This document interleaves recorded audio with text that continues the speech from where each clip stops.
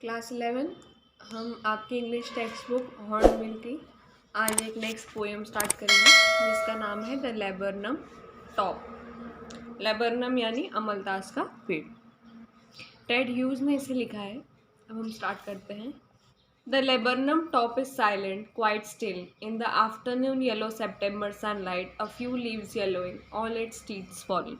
यानी सितंबर का महीना है और जो सूर्य की रोशनी है वो उसके ऊपर पड़ रही है।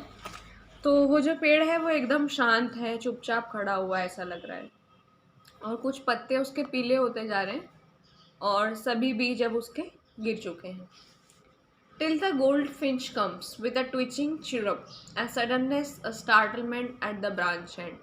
और उसी समय एक सोन चिड़ैया जो होती है वो शाखा पर आके बैठ जाती है और इसके अचानक चहचहाने की आवाज़ से जो एकदम पूरी शांति थी वो भंग हो जाती है। Then sleek as a lizard and alert and abrupt, she enters the thickness and a machine starts up, of chittering and a tremors of wings and trillings. The whole tree trembles and thrills. यानी फिर वो एकदम छिपकली की तरह एकदम सावधानी से देखती है और एकदम से वृक्ष के बीच में जाके बैठ जाती है, सबसे गहरे भाग में। अब वृक्ष में पूरी चू चू की आवाज़ आने लग जाती है, पंखों के हिलने की आवाज़ आने लग जाती है, कंपन होने लग जाता है और छोटी छोटी आवाज़ें आने लगती हैं और ऐसा लगता है कि किसी ने एकदम से कोई मशीन शुरू कर दी हो। पूरा पेड़ जो है वो भी एकदम खुशी से भर जाता है। ऐसा लगता है कि वो उत्तेजित महसूस कर रहा है। She stocks it full and then floods out to branch and showing her bed face identity mask. ऐसा लगता है कि उसने वहाँ पर अपना घोंसला बना रखा है और अपने छोटे छोटे बच्चों को वो भोजन देती है। ये एक ईंधन उसकी पुकार है और भोजन जो है वो उसमें ईंधन डालने का काम करता है। उसके बाद वो बाहर निकल कर आ जाती है और शाखा के छोर पर बैठ जाती है और उसका चेहरा जो है वो थोड़ा थोड़ा दिखता रहता है। बहुत सारी टहनियाँ हैं, उसका मुखौटा बन जाती है और उसकी पहचान जो है वो छुप जाती है। Then with a airy delicate whistle chirrup whispering she launches away towards the infinity। और फिर एकदम रहस्यमय तरीके से एक भयावह चहचहाने की आवाज़ आती है और फिर एक कोमल सी आवाज़ के साथ में वो ऊपर की तरफ उड़ जाती है, यानी अनंत में उड़ जाती है भगवान के पास। और फिर अमलतास का जो वृक्ष है वो एकदम शांत हो जाता है और एकदम खाली प्रतीत उसमें होने लग जाता है। तो वो एक बड़ी अब एकदम तेज़ चहचहाने की आवाज़ के साथ ऊपर की तरफ आकाश में ऊपर उड़ जाती है। अब हम इसके क्वेश्चन आंसर्स देखेंगे। NCERT textual questions. Find out what is labrum called in your language. आपकी लैंग्वेज में लेब्रम को क्या कहा जाता है? तो हमारे अमलतास कहा जाता है। और गोल्ड फिश कौन सी बर्ड होती है? सोन चिड़ैया इसको कहा जाता है। What do you notice about the beginning and the ending of poem. क्या आप नोटिस करते हैं कि शुरुआत में और अंत में क्या है? The beginning and ending of the poem highlight the silence and stillness around the empty laburnum tree. यानी ये एक शांति बताती है, स्टिलनेस बताती है कि पेड़ के आसपास सिर्फ शांति ही थी, शुरुआत में भी और आखिरी में। To what is the bird's movement compared, what is the basis for the comparison. यानी जो चिड़िया है उसका मूवमेंट किस तरीके से कंपेयर करा गया है और उस कंपैरिजन का बेसिस क्या है, उसको एक लिजार्ड यानी छिपकली के मूवमेंट से कंपेयर करा गया है। The glossy smoothness between their movement is the basis of comparison. यानी इनके कंपैरिजन का बेसिस क्या है? एक स्मूथ मूवमेंट। जिस तरीके से छिपकली चलती है और देखती है एकदम रुक कर किसी भी चीज़ को अलर्टनेस से, वैसे ही ये भी देख रही थी। Why is the image of engine evoked by the poet. क्यों हमने इंजन को बताया है? Middle part of the laburnum tree produces a lot of noise. यानी बीच में से बहुत आवाज़ आती है उसके गहरे भाग में से। वहाँ पे बहुत सारा मूवमेंट भी चलता है, बहुत सारे आवाज़ें इसलिए क्योंकि वहाँ पे लगातार विंग्स की आवाज़ और उनकी चहचहाने की आवाज़ आती रहती है, जैसे किसी ने एक मशीन शुरू कर दी हो काम वाली। पोएट उसको इंजन ऑफ हर फैमिली बोलता है, यानी वहाँ पर उसकी फैमिली है, उसका घोंसला बना हुआ है।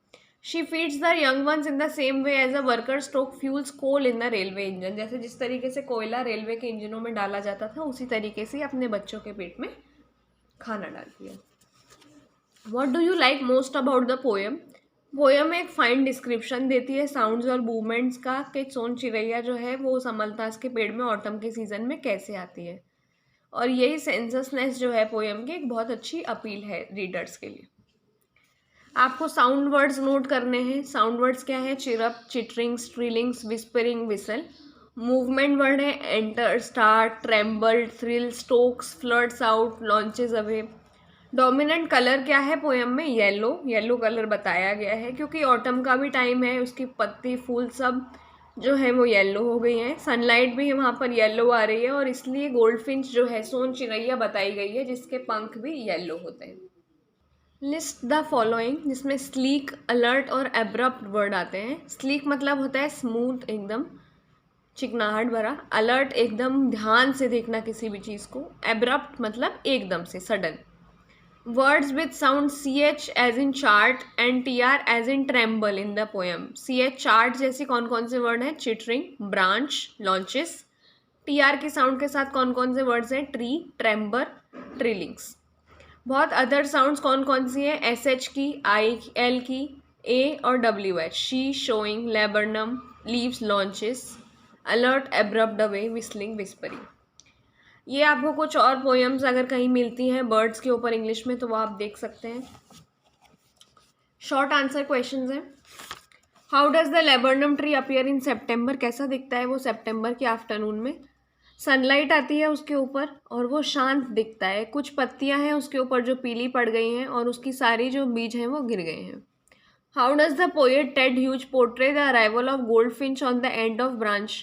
The goldfinch ships making sudden quick movement. She settles down at the branch end. Her arrival is marked with quickness, unexpectedness and sudden surprise. यानी एकदम से क्विक मूवमेंट्स होते हैं और वो ब्रांच के एंड पर बैठ जाती है। वो जिस हिसाब से आती है एकदम तेज़ी के साथ, अनएक्सपेक्टेडनेस के साथ और सरप्राइज के साथ। What do you think goldfinch does in the thickness of the laburnum tree? यानी वो उसकी गहराई में जाके क्या करती है? वहाँ पर एकदम उसके पंख हिलाने की आवाज़ आती है, हिलने की आवाज़ आती है, चिड़चिड़ाने की आवाज़ आती है और ऐसा लगता है कि वो एकदम शेक कर रहा हो पेड़। तो वहाँ जाके वो अपने बच्चों को खाना देती है।